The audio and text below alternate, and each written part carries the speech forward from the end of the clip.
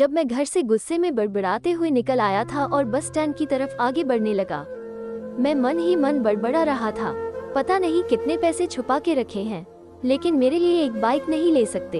अब मैं यहाँ से चला जाऊंगा और तब तक वापस नहीं आऊंगा जब तक मैं खुद के पैसों से बाइक नहीं खरीद लेता। इतना सोच ही रहा था, तभी मेरे पैर में मुझे कुछ चुभने का एहसास हुआ। नीचे देखा तो समझ आया कि जल्दबाजी में पापा के जूते पहन आया हूँ। उन जूतों में कील उभरी हुई थी जो मेरे पैर में बार बार घाव किए जा रही थी, लेकिन उस समय गुस्सा अधिक था तो मैं बड़बड़ाते हुए आगे बढ़ गया। एकाएक मुझे याद आया कि मैं पापा का पर्स भी साथ ले आया हूँ। मेरे खुराफाती दिमाग में एक ख्याल आया, क्यों ना आज पापा का पर्स चेक किया जाए, जैसे आज तक उन्होंने किसी को हाथ तक नहीं लगाने दिया था। पता नहीं कौन सा खजाना छुपा है इस पर्स में जो किसी को हाथ नहीं लगाने देते थे। जब मैंने पापा का वो पुराना पर्स खोलकर देखा तो उसमें पैसे तो नहीं मिले, लेकिन पैसों की जगह पर एक डायरी रखी हुई थी। तब मैंने सोचा, ओह, तो यहाँ खजाना छुपा रखा है। मैं समझ रहा था कि यहाँ पापा ने लिखा होगा कि किससे कितने पैसे लेने हैं और किसको कितने पैसे दिए हैं, लेकिन मैं गलत था। जब मैंने उस छोटी सी डायरी का पहला पेज खोलकर देखा तो वहाँ पर जो लिखा था वो थोड़ा सीरियस कर देने वाला था। डायरी में जो लिखा था उसे पढ़ने के बाद मेरे चेहरे पर जो एक्सप्रेशन थे वो गायब हो चुके थे, क्योंकि डायरी में वैसा कुछ नहीं था जैसा मैं सोच रहा था। वहाँ पर उन पैसों का हिसाब लिखा हुआ था जो अलग अलग कामों के लिए अलग अलग लोगों से उधार लिए गए थे। उस लिस्ट में कंप्यूटर के नाम पर भी पैसे लिए गए थे। कुछ यूँ लिखा था, 50,000 बेटे के कंप्यूटर के लिए।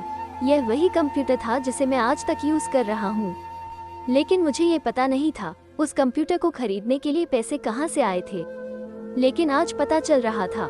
मुझे आज भी याद है जब मैंने पहली बार कैमरे के लिए जिद की थी, जो मेरे पापा ने मुझे 2 हफ्ते बाद मेरे बर्थडे पर ला कर दिया था, जिसे देखकर मैं बहुत खुश हुआ था। और मुझे खुश देखकर मुझसे कहीं ज्यादा अगर कोई खुश था तो वो थे पापा।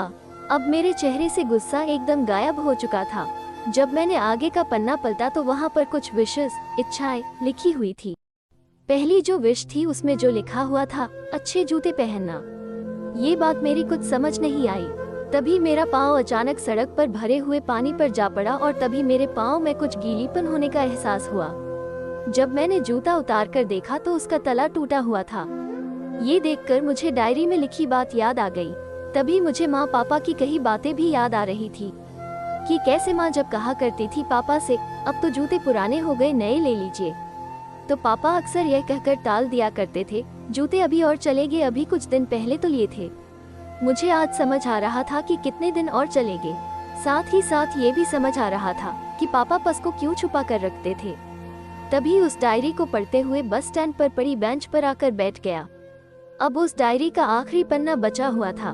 उस पन्ने को जब मैंने पलट कर देखा तो वहाँ कल की डेट लिखी हुई थी।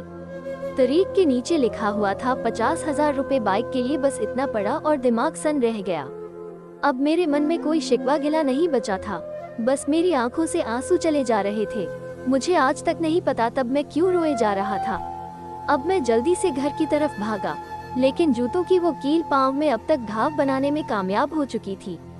मैंने जूतों को रास्ते में ही निकाल कर फेंक दिया और भागते लड़खड़ाते हुए घर जा पहुंचा, लेकिन पापा घर पर नहीं थे। मैं समझ गया वो कहाँ थे।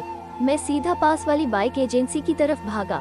पता नहीं आज कहाँ से इतनी ताकत आ गई थी कि मैं भागते हुए थक नहीं रहा था, और वह भी बिना जूतों के नंगे पैर। जैसे तैसे मैं बाइक एजेंसी पर पहुंचा। पापा वही थे। मैंने पापा को दौड़कर गले लगा लिया और मेरी आंखों से आंसू रुकने का नाम ही नहीं ले रहे थे।